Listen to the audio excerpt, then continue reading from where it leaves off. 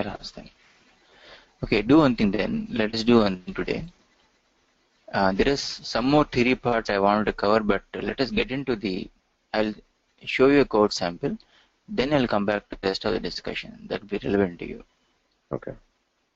Right? So that will make you sense about what I'm talking about, the splitting part, those things. If you talk about the splitting part, you might not able to get everything. So let us take this sample example and see how we can do coding for it. What extent coding we required in this area. So for that, what we need is that you should have Eclipse. Then I have also sent you the link about downloading the Hadoop framework, right? Yeah. You might have to unzip it, and Yes. that would be like this. If you unzip it, it would somewhere you have to unzip like this. So you get a folder like Hadoop 2.6.0. Yes. Then this is the structure. This is the structure of the folders. You get it when you unzip it. Yes. Go into the lib. You should have all the jar files here. These are all the Hadoop and Hadoop dependable jars here.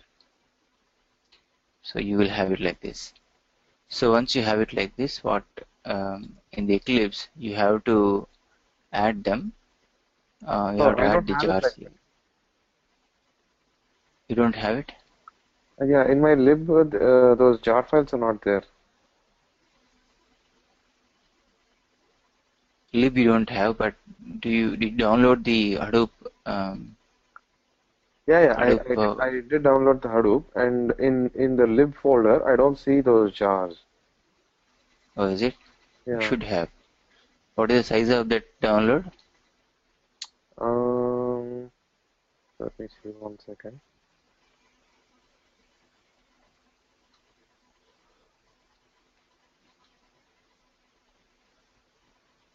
$320 MB. Should be there. Just please why don't you recheck it, right? Unzip it again, extract it again and see. Should be there.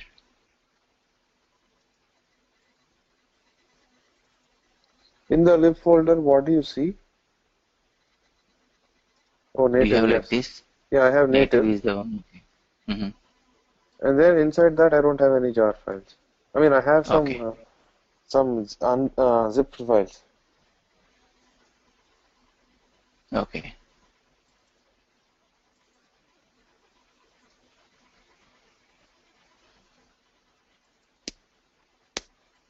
Let me see where are these files. Do you have a folder called Hadoop MapReduce? In Hadoop 2.60? Yeah. No, You don't have? no.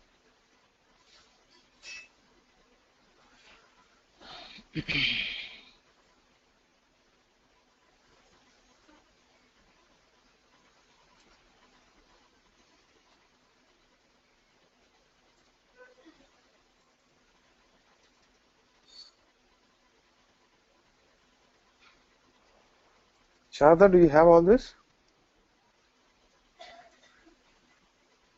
I don't have. I'm just checking the same thing. I'm going to Hadoop 2.6.0 and bin etc. include libx, sbin, share. Yeah, go into lib. Yeah, I got the lib, but I don't have after negative. I don't have any files. So I got the negative one. Next, I'm opening lib Hadoop a lib Hadoop dot so lib Hadoop. Okay. So Yeah, exactly. That's what I have.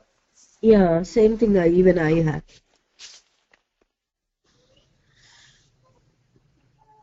You have it in different folders. Structure has been changed, I think.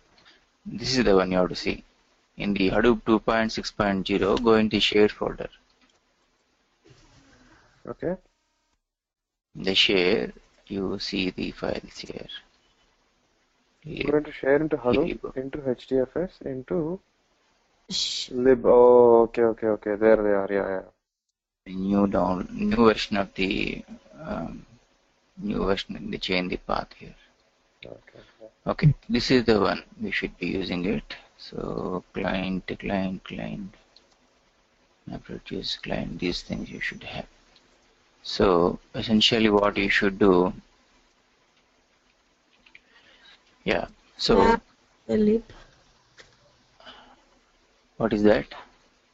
I have in the share folder Hadoop. I went in that common HDFS, HTTPFS, and Yeah. KS, MapReduce, tools. Yeah. Yeah. So don't worry about the structure. See, essentially the required files. We don't require all. Hardly you require 3 jars: common, client core, and the job client Okay. to develop a MapReduce code. So Okay. this you will find across all the folders. Mostly you find it common jar. This you will have it. This is the one, right? And you need the HDFS file. There is one more file, I think. Client core. Yeah, you have to come down to the MapReduce here. Client core. And you need to find job client, job client. There will be one more thing. Client, job client. This one. Hardly you need these 3 files. So I'll explain you what I'm trying to do. So You want us to open Eclipse? yeah, Eclipse, yeah, do that. But before you do download, let me explain you what the structure is. You know, then you can do. I'll explain you that. Is Raj also joined? Not yet. No, not yet. Okay, let him come back. Let me ping the instructor so that they record it. No, the session I think is already being recorded, but this has to be sent us as a link. Sent to us as a link. Oh, okay. I'll make a note of it. I'll ask them. Because Okay. we can talk about it all day, but if we have nothing to recollect from, it's Oh yeah, yeah. And do one thing. Why don't you send a mail to them? I sent them yesterday. I sent it to Ramu, but I didn't get a response. No. Let me take this email ID. I do. You have that mail ID. Yeah, I do right. at the classes. Yeah. He is the admin guy. Ramu maybe coordinators.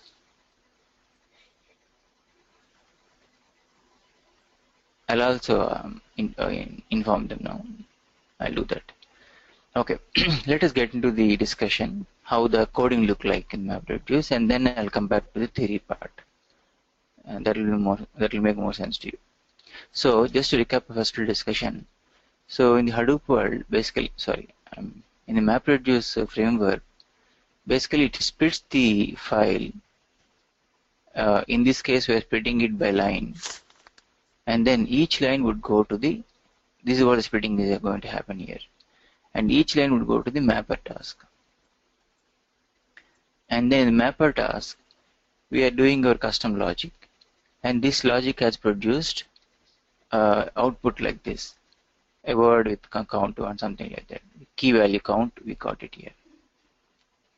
This count, this is the first step of processing. Now our objective is to get the count of words across the file, unique count of words, right? So here we're not really worried about uniqueness part of it. A word could have been repeated multiple times here. Look at this, this map output. This word has been repeated twice. So here we didn't worried about uniqueness. Hardly we tried to count the words. That's it. If word when you happen to see a word, give a number 1, because we don't know how many times that has been repeated. Just give a count 1, because that is one is the right one, right? We found a word, we give an account 1. That's appropriate. We're not saying that word appeared thrice or more than that. We're not saying that. We encountered a word, give a count 1. That's what we did here. Now our objective is to count the the unique code across all the outputs. How do we do? We can't do it at this stage. So there should be some way to gather all the outputs and then do a further reduction there, further processing there. This is what, so we can't do further processing unless we know how many duplicate words are there. We can't do like that. So that's where the shuffling part comes in. Shuffling is automatic part in the map reduce. It takes the output from each of the mapper and jumbles it. The jumbling is based upon the key. Look at these things. So dir went to dir location, a place, some repository place. Bear went to bear location. So it arranged all the words according to the keys. You remember the key. I have a question. So in the mapping part is what we write, right? Yeah, this we'll write. Yeah.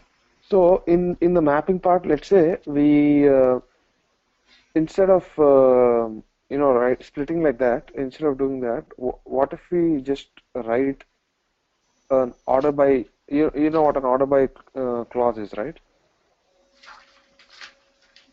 Order by class. Could you explain more?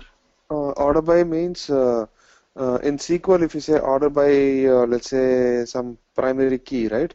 It'll order let's say from 1 to 10, it'll be 1 2 3 4 5 6 7 8 9 10. When you do a select star, when you do a select star on some table, sometimes what happens is it won't be in the right order. But if you do order by primary key, then everything will be in that same order. Right. But in this, if you do order by just those names, those deer or whatever, then bear will come first, and then cat will come first, and then deer will come next, and then river will come in that order. So we are only doing that shuffling in our mapping code. What will shuffling do? We can omit that step, right? Yeah. That is correct at a high level, but look at the difficulty in that order by thing. You can't achieve that order by thing over a billion of records. Okay. No, not about the volume. In the database world, when you wish to do order by, the assumption is that you are able to the whole data. In other words, when you do an order by, the order by query can able to see all the data that can fall under this query boundaries, right? It's a global query, I mean to say. Yes. Let us say your query with all the where conditions, everything, let us say your query is fetching 1000 records. So the order by applies on all 1000 records and then sorts it, right? Yes. So that is because of the global scope that query has. But in the MapReduce framework, the semantics are different. Here, each mapper scope is local. It only looks at the input what it has been received. It doesn't aware of the rest of the records. Right. You see the point here? So even though you go for order by, it doesn't make sense at all. It's a local sort. It could have been a completely go wrong, right? Even though you get let us say even you go with the alphabetical order, bear would have come first, but doesn't mean there could be other word that is much more at topper level. So here thing is local, because in the RDBMS world, when you fire a query, all the data would come into the in-memory data set, and then the sorting happens. In the MapReduce world, data doesn't come into the in-memory. It is the small packet of MapReduce algorithm that goes to the location where data node is there. Right? Yesterday we've seen it. Right? Yesterday we've seen this slide here. Yeah. Right? So the job tracker, in coordination with the task tracker, it sends a small packet of mapper task. Task tracker will work with data node to process the data. That we have seen it. So because of this arrangement, a mapper task or reducer task cannot be a global. It's only local. Okay. So it can't be knowing the global set of records here. So So the job tracker can send it whatever packet of data. It doesn't matter in a global level. It won't even fetch it. It will only care about the one packet of data that it got. Right? Exactly. Okay. Right. So that is the context. I think you got it right. That is the context. So locally do. But Because shuffling we is are doing again done on global level. exactly. Okay. That is the reason we need to have keys. If you were able to wondering about why need key value combination all the way, even in the as input as a key value in the mapper, in the mapper task, the input as a key value, the output as a key value, even reducer also key value. Why the key is required? Key is basically required to group things. In the mapper initially we generate key values, and then in subsequent phases there will be a global lookup, and things will be grouped based on the global keys, right? Key is Mm, what? Key is something that we define it. yes. In our case, key is a word and value is a count, one. It could be vice versa also. Key could be Mm, one and value could be a word. It depends upon what you want to process. Here we would like to process the number of word, unique word count. Otherwise, if you would like to process the number of like this, number of words starting with alphabet A, in that case you might have to think about different thing. Or in the, in other you might in the same for the same input file, if you would like to process the synonyms of a word, let us say river is there. What could be a synonym? Extract the synonym words from the huge file. mhm. In that case, the key would be a synonym key rather than actual the word you encounter in the file, right? So Yeah. depend on what you would like to process. In other words, let's say if this is a file you got from the web application log file, you are trying to process it. There, the key would be like your IP address, right? Mm, yes. IP address, what you receive from the host client. Yes. You could be getting requests from thousands of clients. So that time the key could be your IP address. So the key is your domain specific information that you will determine what should be the key and what should be the value. In our case, because we want to count the unique words, we choose this as a key, Okay. right? So now shuffling is a global thing. It looks at all the maps because because we have a key value pattern. So we can arrange the keys grouped in some location. So now we have groups of keys. This is a global sorting, Yeah. right? So now we know where when you see a key here, it's all keys are in same place, all similar keys in same place like that. Now it will be easy to reduce a job to go to the grouped up keys and do a further branching, Yeah. right? Sharda, are you getting it? Yes, Madhu. Okay. So let us see the program and I'll come back to you. Before I even discuss about the configuration of the Eclipse, let us see the code, vanilla code first, and then I'll explain about how we have set up this one, and also I'll cover up the other topics which are there. You must need to understand. There are some other input split logics are there.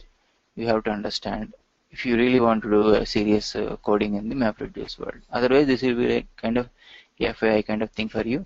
It should be helpful in future if you want to write MapReduce coding. Okay. So let us look at the program. So in Java world, everything is you have to define a class first, right? So how do you start writing a code? First thing is that let us take a simple notepad.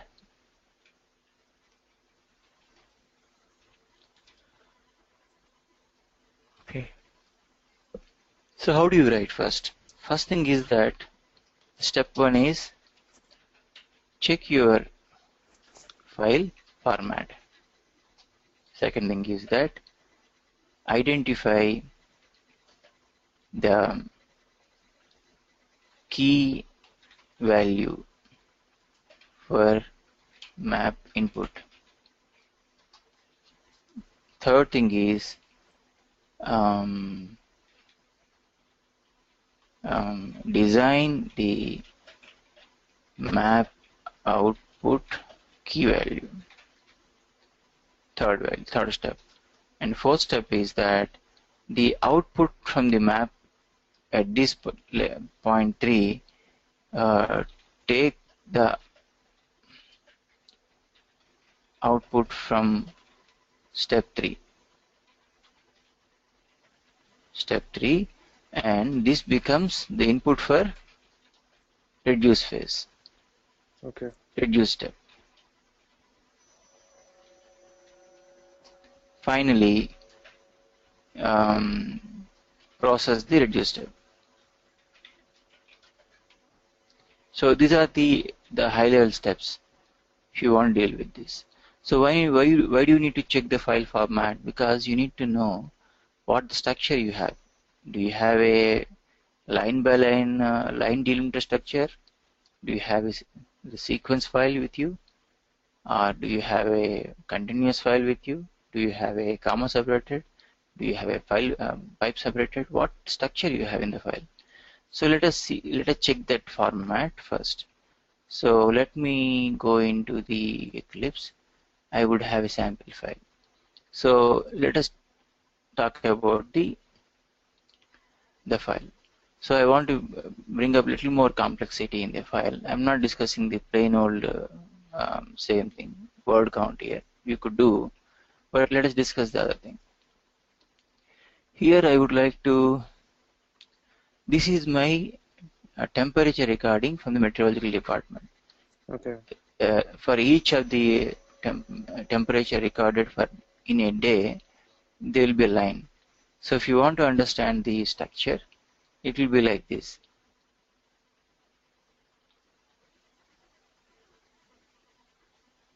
Yeah. This would be the structure here. I just want to give a heads up to you, and just give me a second. From the line 20, I forgot the place. So line 88, I forgot that one. 88, where is the 88?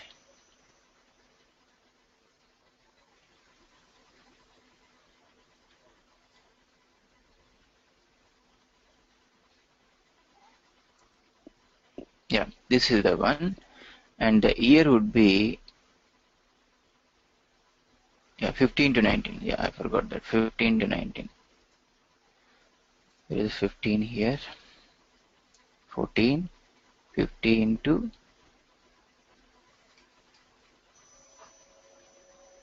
this is the one, this is the year. So don't worry about the pattern.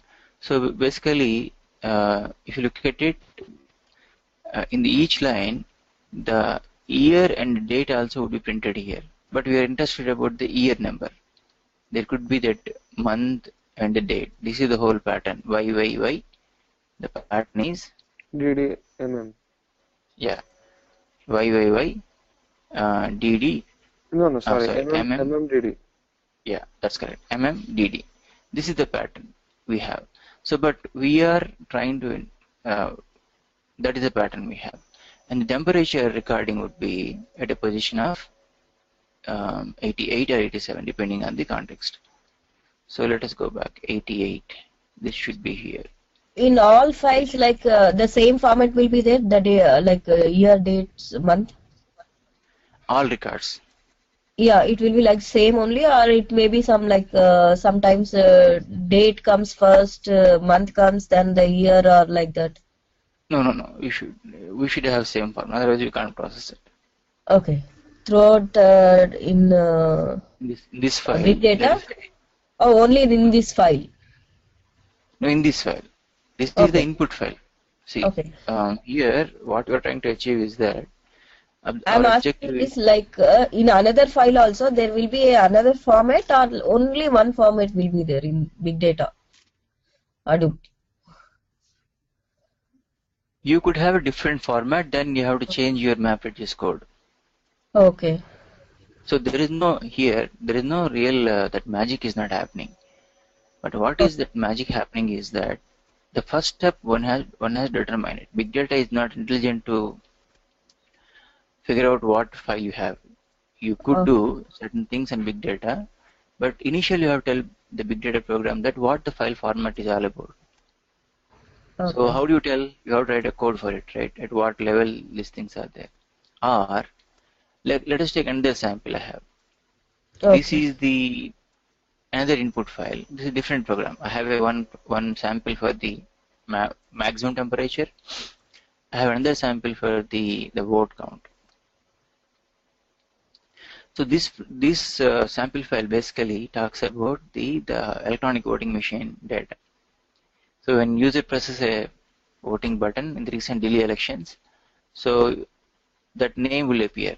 So the first user has pressed for the Arvind Kejriwal, second for the Ajay Makan, something like that. So these incidents are like in each booth, booth number 101, this is the electronic data format, the output. So with this this map program basically would like to count the votes and declare who is the CM, next CM. This is the map reduce program for it. But we only have 3 booths here. Imagine we have 1000 booths, and this is just sample data, some simulated data, right? It's not real data. But if you are talking about a population of 50 lakh people in Delhi, 50 lakh voters in Delhi, and you see big, huge, very big files, right? This is just a sample file. Hardly we have 1 MB, 2 MB data like this here. So this program can able to do the processing for it. So basically, it is not to say that everything we will processing it, but it is to say that for each of the format, you have to tackle the format issue first. So once you're able to tackle the format pattern, then rest of the things are same. These things are same. First thing is you have to understand what is the file format. In some cases, this case it is very simple. Hardly there is only one word, hardly 2 or 3 lines in a 2 or 3 words in a line. But this is a little complex one, right? The max one. It seems to be complex one, but it's not. It's a continuous line. There is no space. There is no separator between. But it all goes by the positions here, right? What you're saying is at this position that you can pick up the temperature, year value. At this position, you can pick up the temperature there, right? And you could have another sample also with you. Let me open the other sample.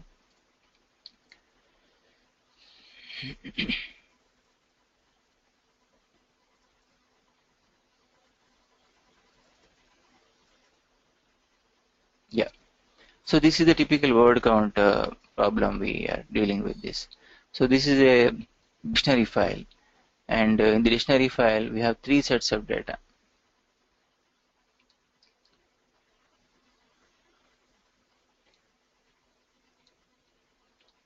I have data from this is the English dictionary, and there should be another dictionary. Yeah, this is the I think this is the French dictionary. Multiple dictionaries are combined into one file, and we would like to the objective is to um, correlate all the dictionary files into single one. Let us take if you're taking a word called abacus in English, there could be some meaning here. What is the meaning of this abacus in Germany? What is the meaning of abacus in some other French language? So this data set basically it combined the 3 dictionaries into single file. You could see this one and try to correlate the words. So something like this. And another sample dictionary, one more thing I have. Or you could create one more sample file itself here. Max temperature, or let us create one more sample here. So the same thing you could create here. So the file should be like this. Deer, bear, what's the other word? River. And then you say car, river. Same thing. I would like to repeat the same example so that it will be easy to understand. Deer, car, and bear. So this is our input file. So let us save it somewhere safely. So I'm saving as word count.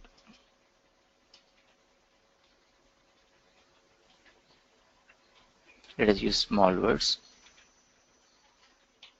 Word count. I'm saving it. Oops, what happened? No.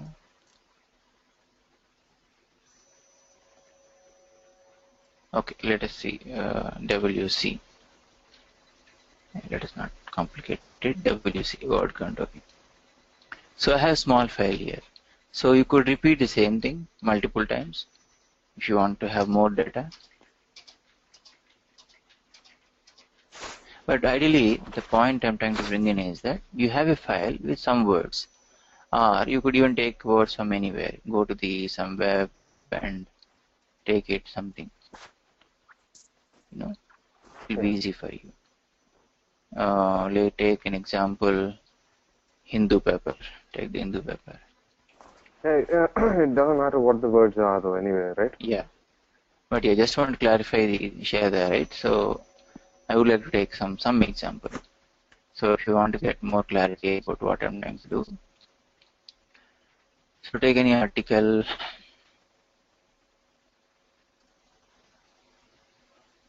Yeah, go to opinion, something like that.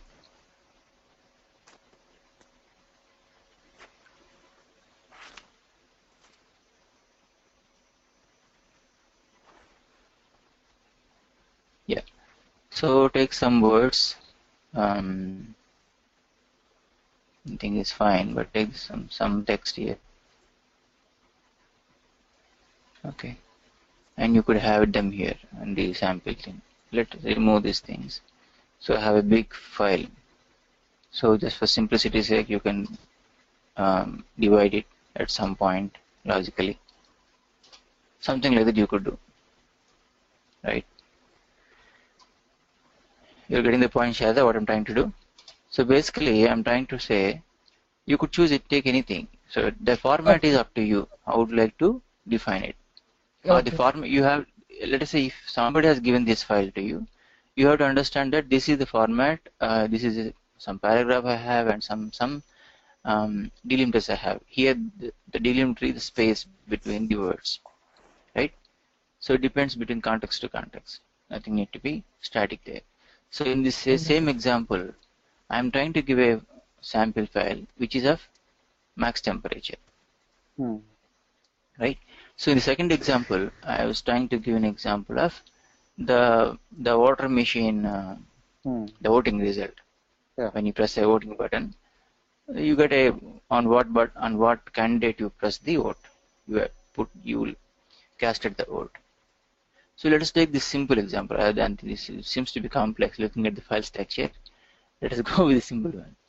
Okay. So let us look at the vote count part. So this is a structure. I have 3 sets of files, not the single one, right? 3 sets of files from 3 different booths, Okay. poll booths. So now how do we, the objective is to count the how many votes Arvind got it, Ajay Makin got it, and Kiran Bedi got it. That is the objective. Okay. Okay. Let us see the coding part of it.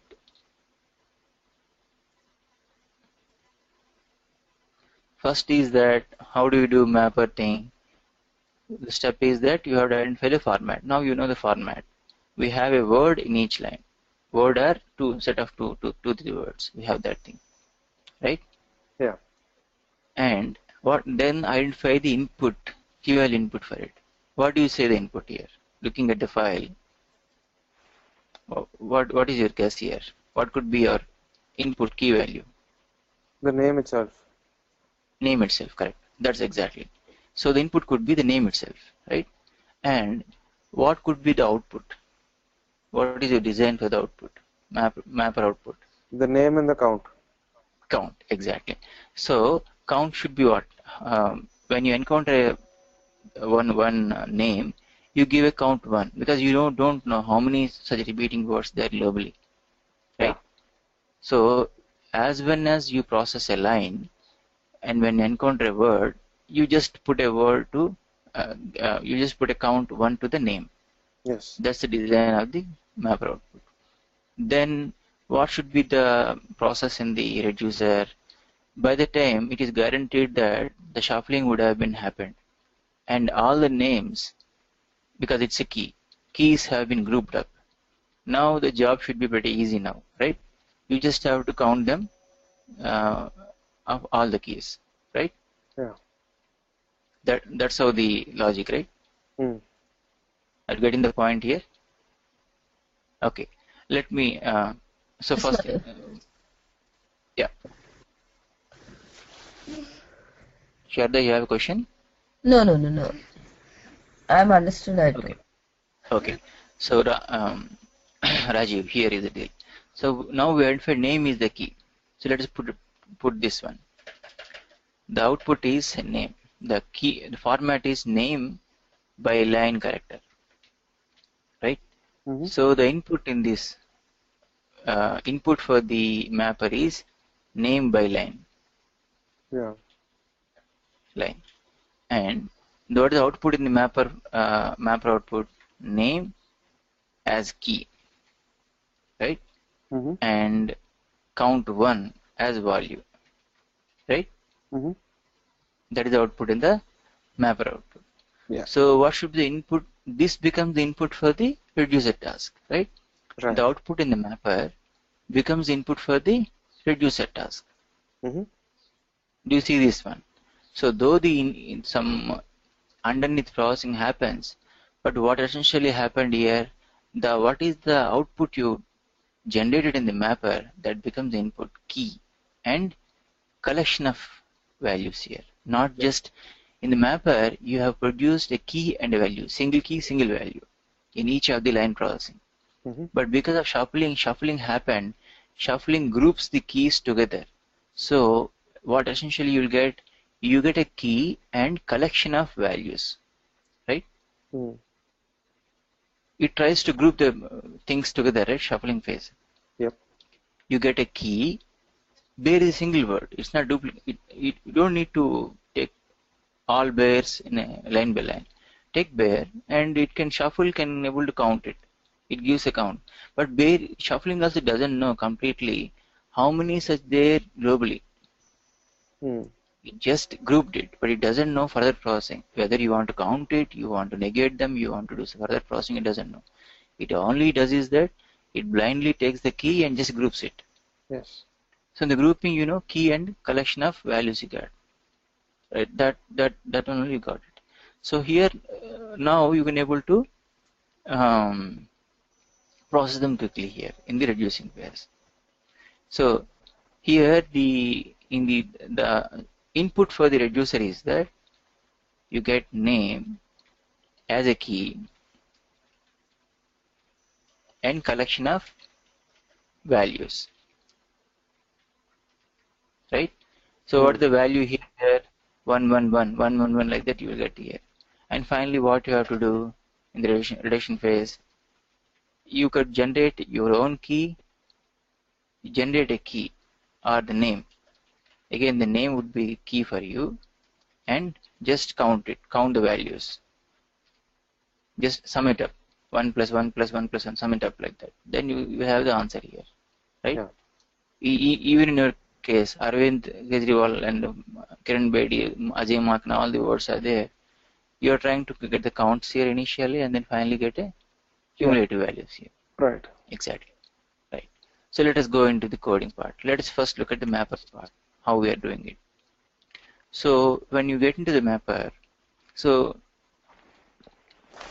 this is you have to inherit the map from the framework. So this mapper is a framework class provided by the MapReduce framework. So this is our custom name, port count mapper, and it is extending the mapper class from the Hadoop infrastructure. You could see that. I don't know what that And means. then, what is that? I'm saying you said the mapper class it's importing the framework, right? What does that mean? Inheriting it. In the Okay. OOPS concept, you see inheritance. Have you heard about OOPS concepts in your college days? No. No? Okay. So So this is the object-driven programming, right? Yeah. Okay, so essentially, if you look at it, this is a mapper class. This has been provided by the Hadoop jars here. So we are importing Hadoop jars. Okay. You see this Hadoop, Apache Hadoop, Apache Hadoop, Apache Hadoop. These classes, these namespaces are there in these jars. Hadoop common, Hadoop client, Hadoop client, job client.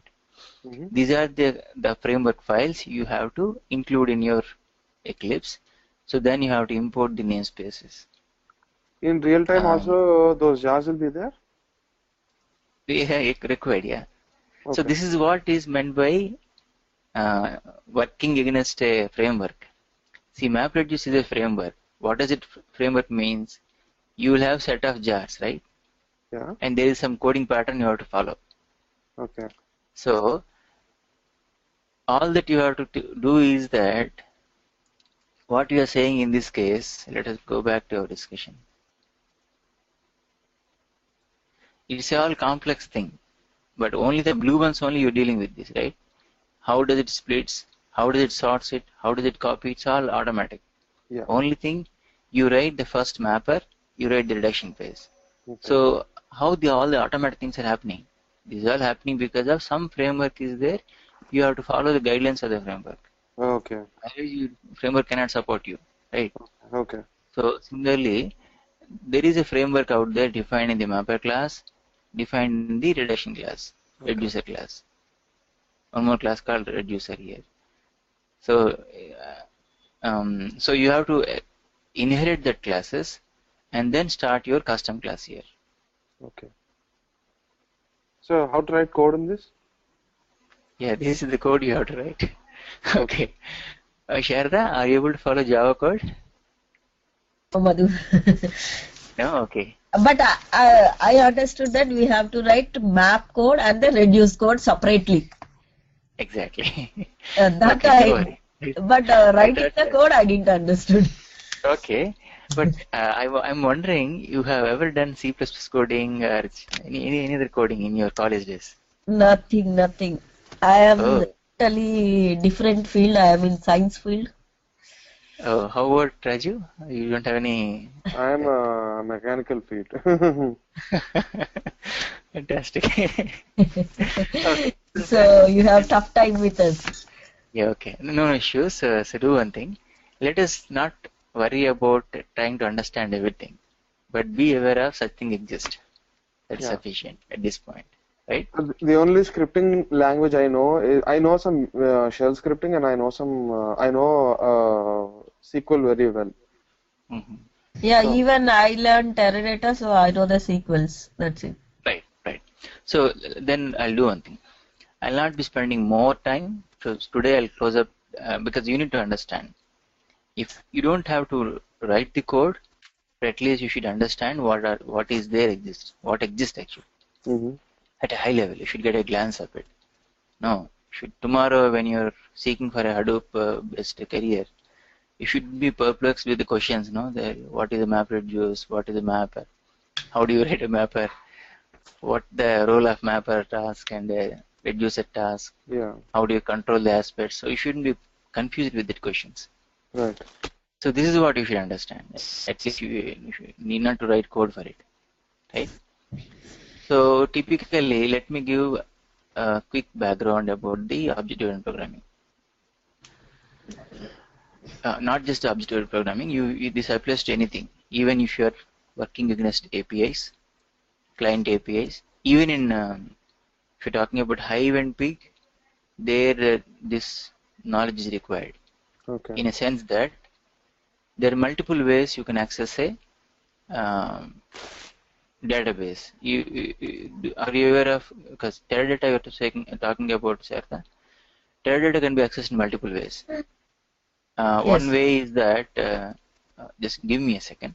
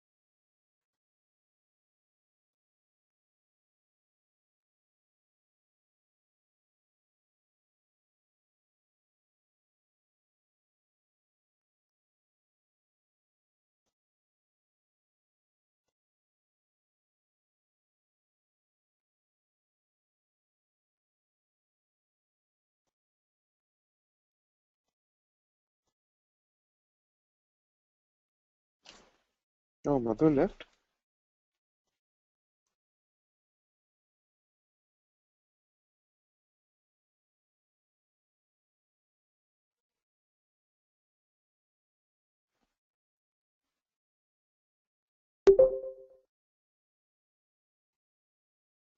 Hi, Madhu. Yeah, I'm back. There's some technical problem in the contents. I have lost the presentation access.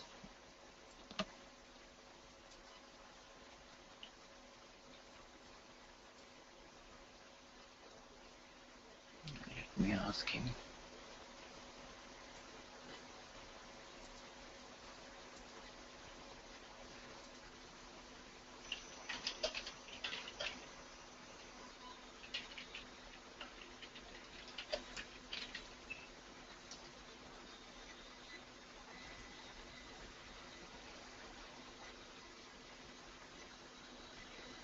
I don't have presentation access. I'm just waiting for that Okay.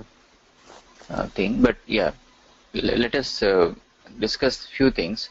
If not today, tomorrow also we can continue.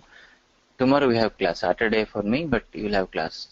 Oh, tomorrow we have? I thought we were not having class tomorrow. Yeah, we have. Because now I was told that these organized they don't come on Monday, my Monday time. Oh, So okay. then if you do like this, we'll end up only 4 class in a week, and we'll be running short of time, Okay. right? So tomorrow we have class. So Monday would be holiday. And one more thing, I would be on vacation, not vacation. We have a family ceremony on my Tuesday and Wednesday. Okay. That is 19th and 20th my time. Okay. So we don't have classes on these days. I'll send a mail to you all. Okay. So if you would like, I could accommodate class on 18th. I'll ask them to arrange your Sunday night. Okay. Will that okay for you? That should be fine for me. I don't know about these guys. Yeah, I'll send out a mail based on the majority. I will go for a class. Okay. So yeah, I got access now. Okay, so show my screen. So this is what tomorrow we'll have class my time, and 19th and 20th I want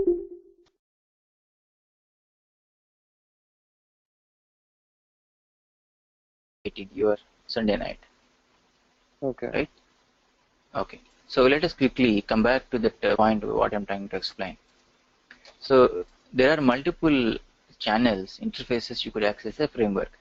Take the known thing. Teradata is your area of expertise. Let us talk about Teradata part of it a little bit. So essentially the one you would be using most common is that SQL client. You open a SQL client, fire queries against that. That's called SQL client. Yes. That's called ANSI client also. ANSI client or the shell of the Teradata. But there is another thing called API. Remember, you could develop a small Java application, and using the application, you could access the Teradata. Is it not? Sharda, are you there? Okay. Come. I don't know that. What is that? I don't know Okay. that from Java I can access Teradata. You don't know that, right? Yeah, I don't know. Okay, but it is possible, quite possible. So Okay. from what I mean try is that from C# from C# application you can access it. Otherwise, there is no meaning of Teradata, right? Teradata basically the database where many applications. You know that web application can able to access Teradata website. Yeah. How that website is going to access? What is the underneath framework?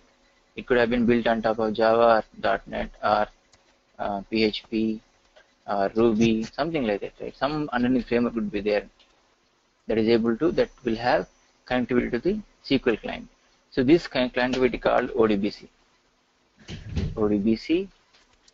or JDBC Oh. layer. So using this layer, this will connect to Teradata. So you have one option called SQL client where you can shell in, you log into the Teradata client, and then start firing queries.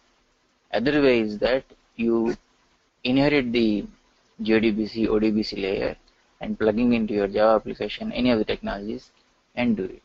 And there will be another way, is a RESTful way, purely through web layer. REST is a web layer. This is a common standard across the products, not only for the Teradata.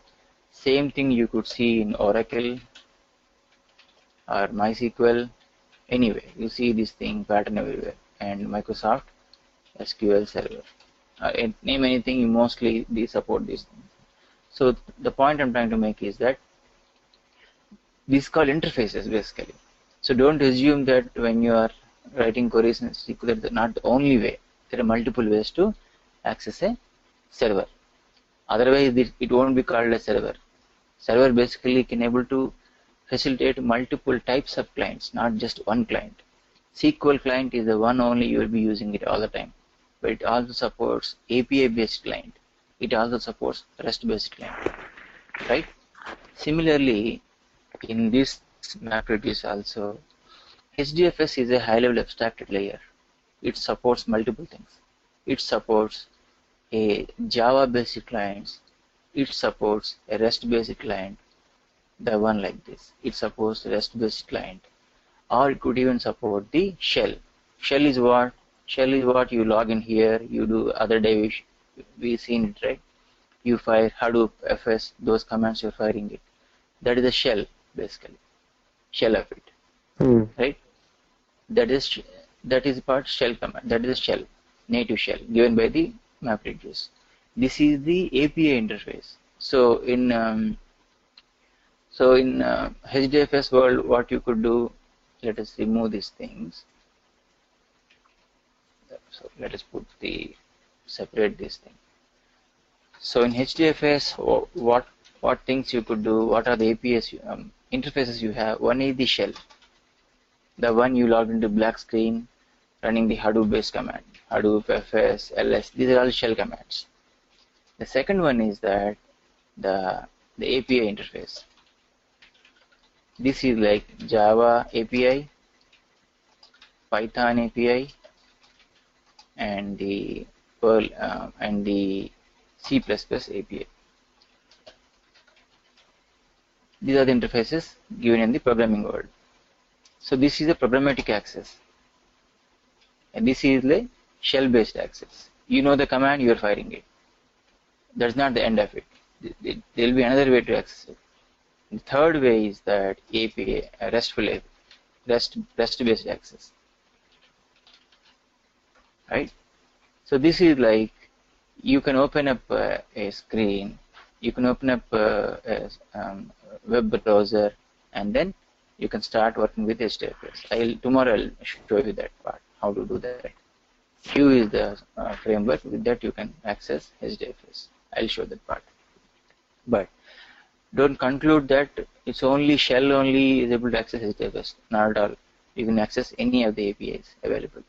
So in this MapReduce code sample, we are trying to leverage the Java API. What the API? HDFS has provided you the jar files. So any API will give you certain client libraries. If you are looking at a Python-based programming, Python would have got Python-based APIs, Python-based libraries. C++ would have got its own libraries. That libraries you hook up to your code development area. In our case, since we're writing Java application, we are hooking up to IDE, Eclipse IDE. In Python developers, they would be hooking up to Python shell-based programming. Similarly for C++ like that. So this is the context, high-level context for you. Then the next thing is your object-driven programming. Are you following with me? Yes. Yeah, okay. Next, the OOP concepts. So what is typically the client API? Client API talks about. It talks about OOPS programming, object oriented. You would have heard about this many times. Oriented programming. That's what it talks about. So what is object-oriented programming? Fundamentally, you have the hierarchy, inheritance, and encapsulation.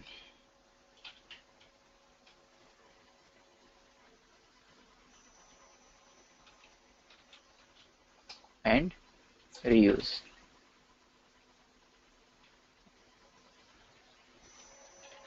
Reuse. Inheritance, encapsulation, and reuse part of it. That is the fundamental part of the OOP. So you can extend it. So what essentially this means is that everything you get in the form of objects. So the inheritance, encapsulation, reuse are all the incremental approach in the object-oriented programming. What does it mean? So let us go back to our slides. We are talking that now framework does a lot of things behind the scenes. You only need to look at the mapper coding and reducer coding. So how the behind the scenes going to work? Because and how the magic is going to happen? Because all the code is there in terms of what? In terms of jar files. The code is already there. You are trying to reuse them and extend your custom logic. That's what exactly doing. The mapper class already has a code to how to split up the file.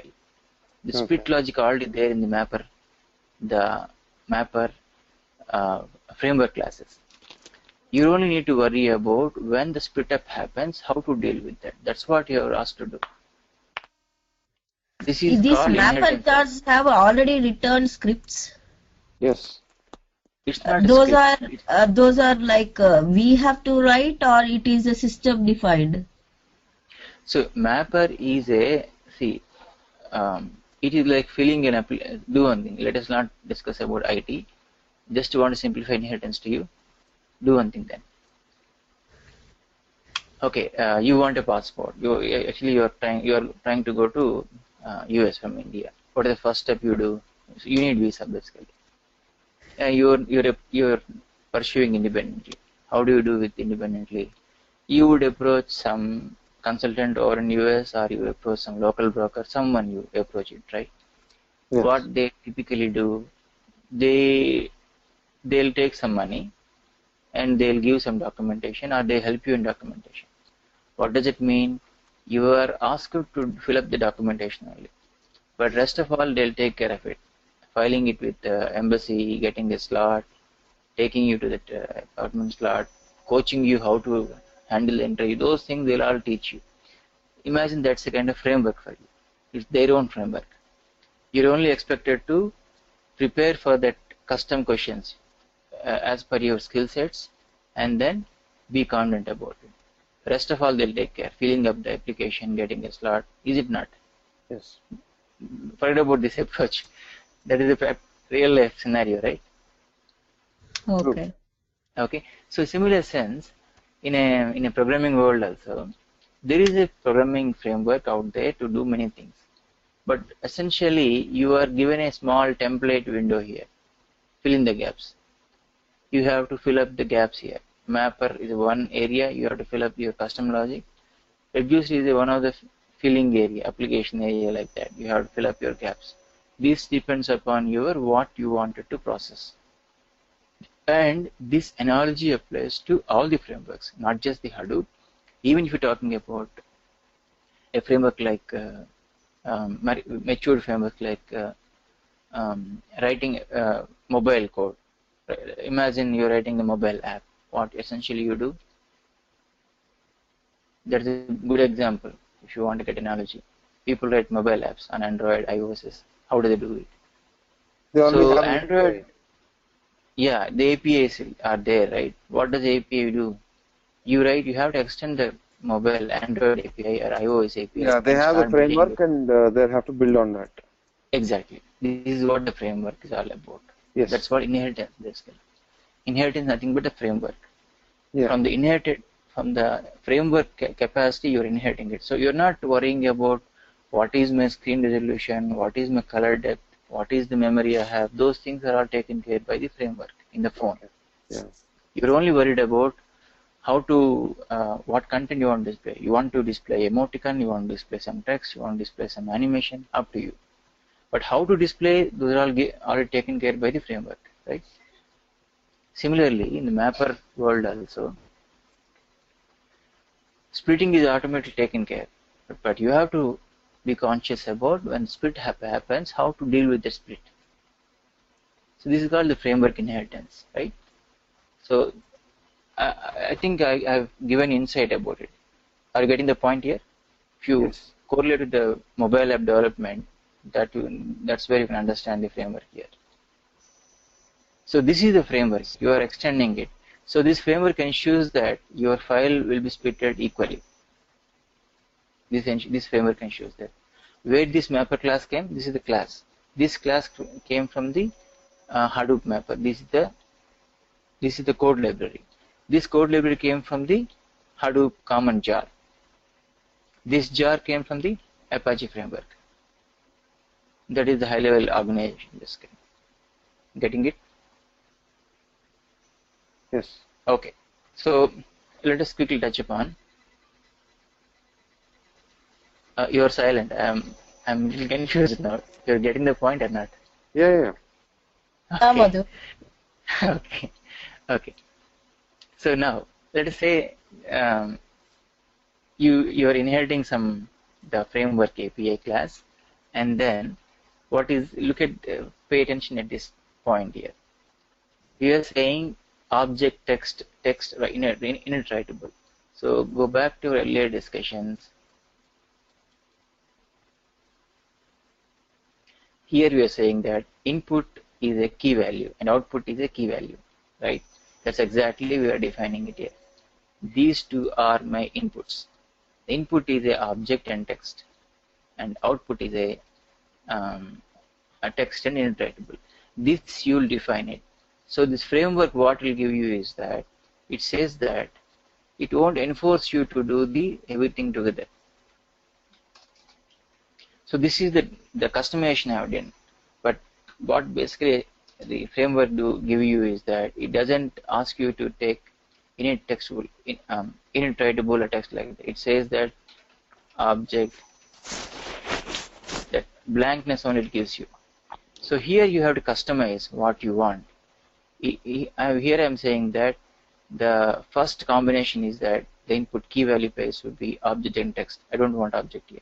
I want to go for customization. The output from a mapper is that generic one, object. Here I would like to go for a text and init-writable. Remember what you are trying to achieve is that we are trying to achieve word count, right? Yeah. So what essentially you need, you get a line. This is the line from the file.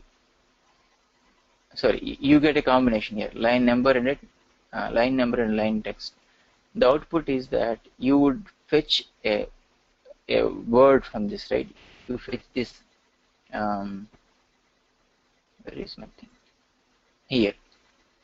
You would fetch a name from this line and give a count, right? So that's the reason the output key would be a text for me, and the output value is integer to me. Why integer? Because I'm putting giving a count 1. So this customization I was using. This is what the framework customization you can do, right? This is the fill in the gaps. Fill in the gaps the framework has given to you. But now we are customizing to our needs. Yes. Tomorrow, if you would like to go for you don't want this name, you would like to get some unique index for it. You could say init-writable for it. Up to you. But you have to follow 2 sets of pairs here. One set for input, other set for output. That you have to follow. Okay. Then once you are there, you are defining some variables here, and then you have to declare a method here. Are you aware of writing methods, functions in a code? I heard of it, but okay. This is the method. That's where the code actually happens, right? This is the class inheritance, and this actually actionable point. You write a code here, method you have to write. You are overriding it basically because the mapper class already have a mapper function, blank function. So that's what we're depicting here. Okay. So blank, fill in the blanks there. So in the fill in the blanks, you write the code here. You say that this is my mapper class. In that you write the custom code. Till this point is all the framework part. Inside the braces only you write your custom code. That is fill in the blanks here, right? So here what you are saying that you get what you get it here. You get a object as a key. Look at these things.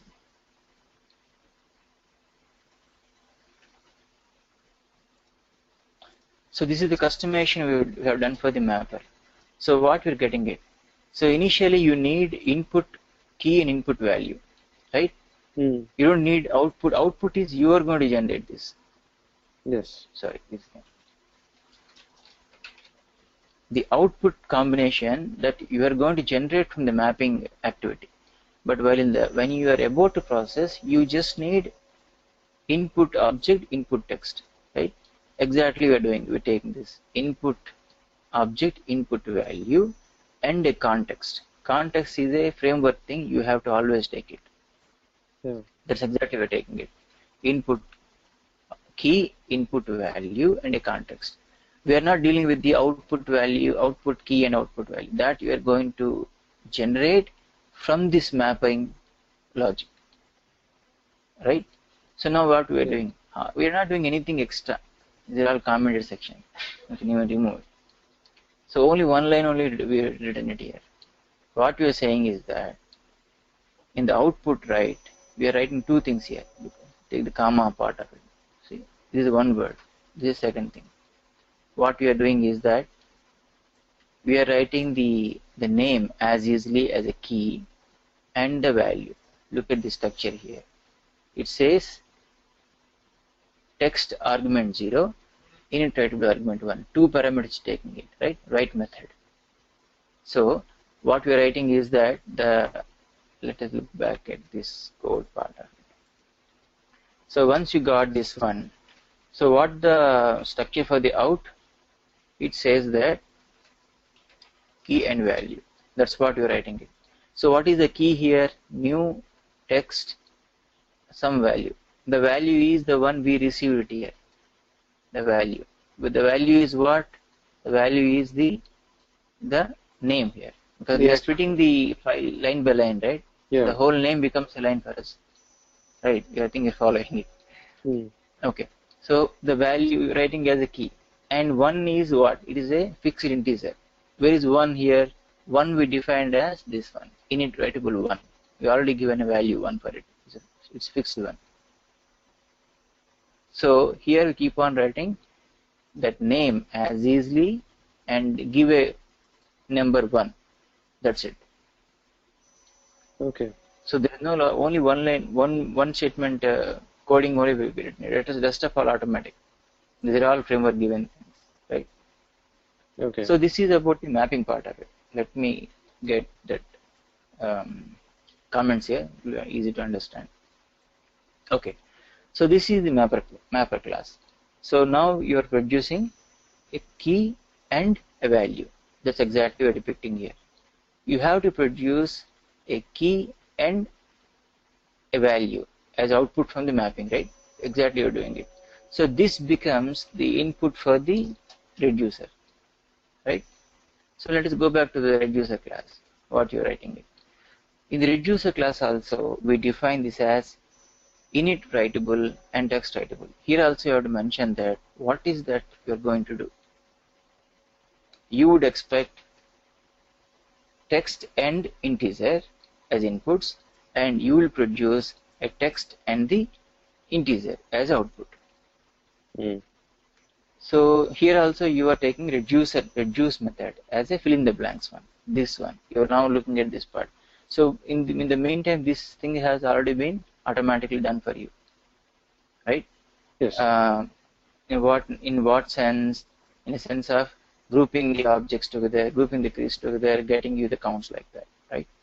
Now, in the reducer class, what you are doing is you're defining some variables here. Int vote count is 0, something like, because you have to count it, right, incrementally.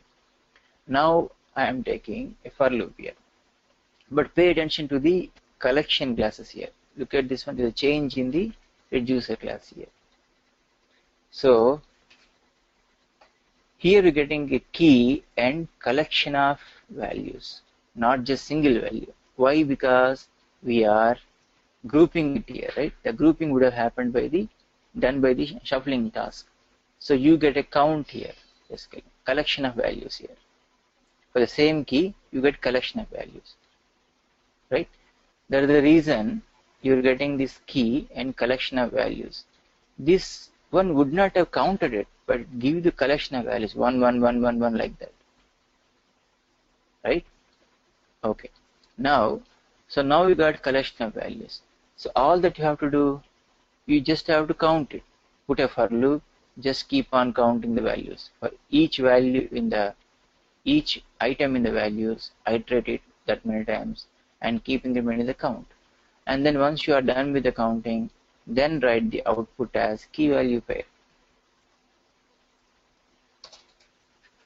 You're writing the key. Key is what? The name of the candidate, and what this is the output. The new iteratable word count is the output. So it would look like that Arvind Kejriwal has got 10 records, Kiran Bedi got 20 records, like that. Something you're going to get it. So look at the extent of coding you're doing it. You're not doing anything extra. Hardly you're doing this much of coding for the reducer and one line statement for the mapper task. Right? But rest of all things are taken care. So this code can able to tackle millions of records, not just 3. You could have the all 10,000 booths in Delhi, and each booth could have been recording 50,000 voters or 1 lakh voters. It could take it easily, right? So that is the extent scalability of this sample. Okay. So I'll go with the recording one more time. You'll get to know what I'm talking about.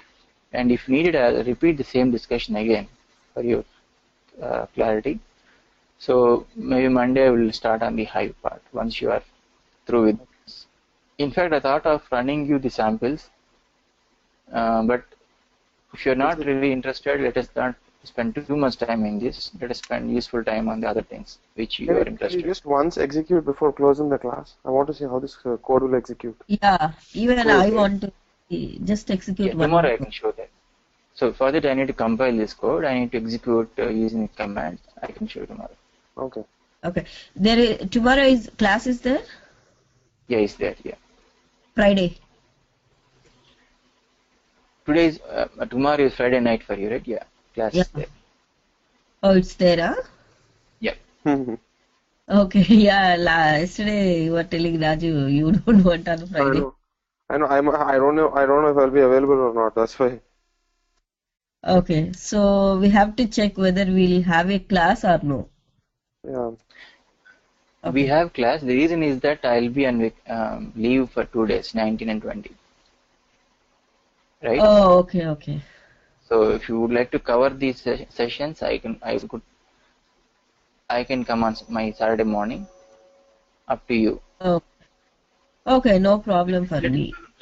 Let us have class tomorrow. Means your tomorrow night. Okay. Since you are in the discussion, right, it will be continued. Otherwise, you'll have a long break and then you'll forget the concepts. Okay. For me, it's not a problem. Yeah. Rajiv, could you please join for tomorrow? Yeah, sure. Okay. Okay then. So we'll meet tomorrow then. Okay. Okay then. Thank you. Bye, Rajiv. Bye.